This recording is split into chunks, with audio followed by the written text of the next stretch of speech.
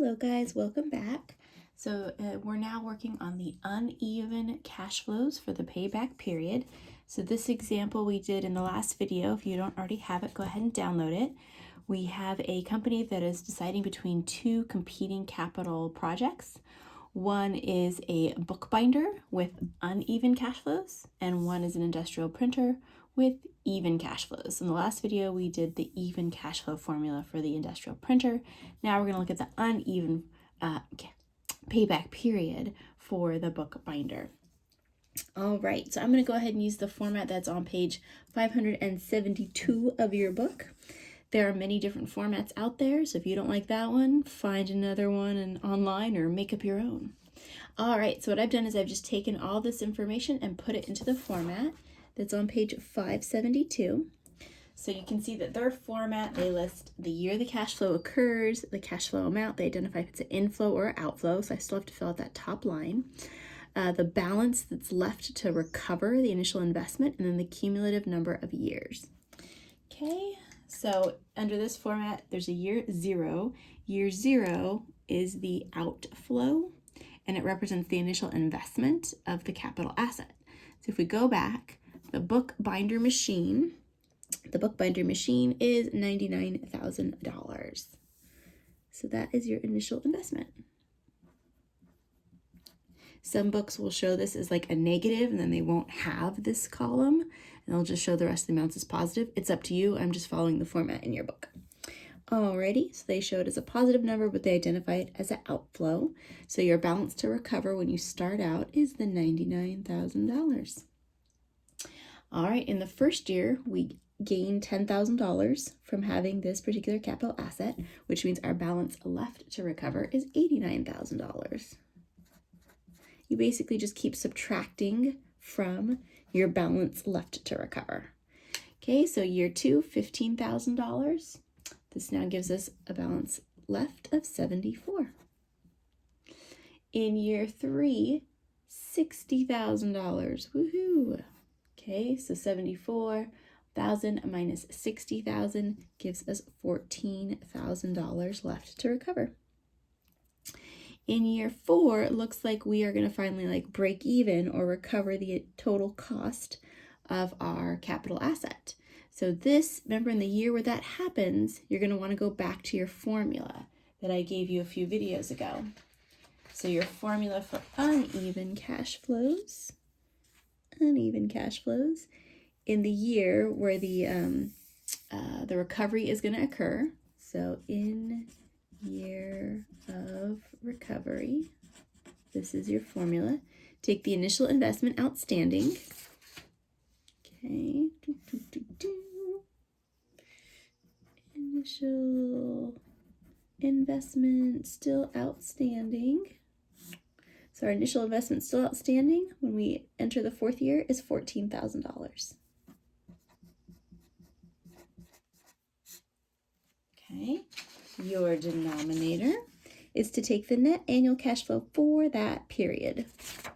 So let's go back to year four. Our expected cash flow for that period is $20,000. Cash flow for current period, and it is $20,000. All right, do that math.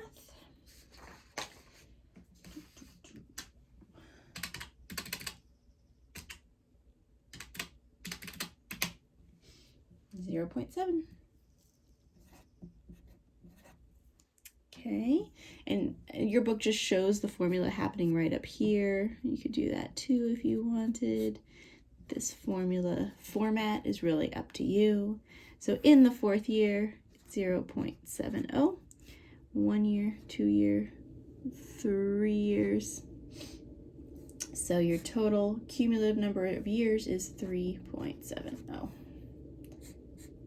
Okay, and again, we always express the payback period in years.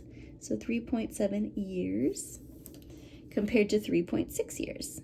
Okay, so now we can finally compare the bookbinder machine we just solved for. We said its payback period was 3.7 years, and the printer's 3.6 years.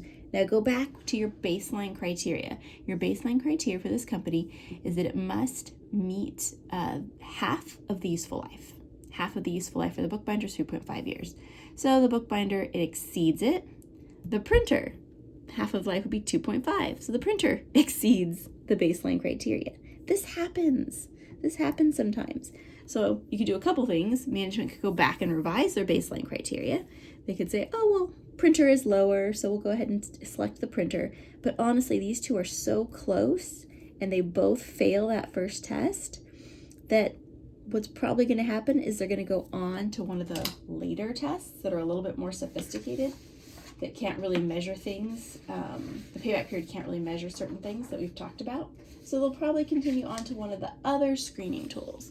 Remember, they have the accounting rate of return, NPV, and IRR. The payback period has a severe limitation in that it does not consider the time value of money. For example, if you look right here at their cash flows, they get a huge cash flow of $60,000 in year 3, and then they get a lot of cash flows after the payback period. The industrial printer doesn't tell us that it gets anything more after its useful life is met.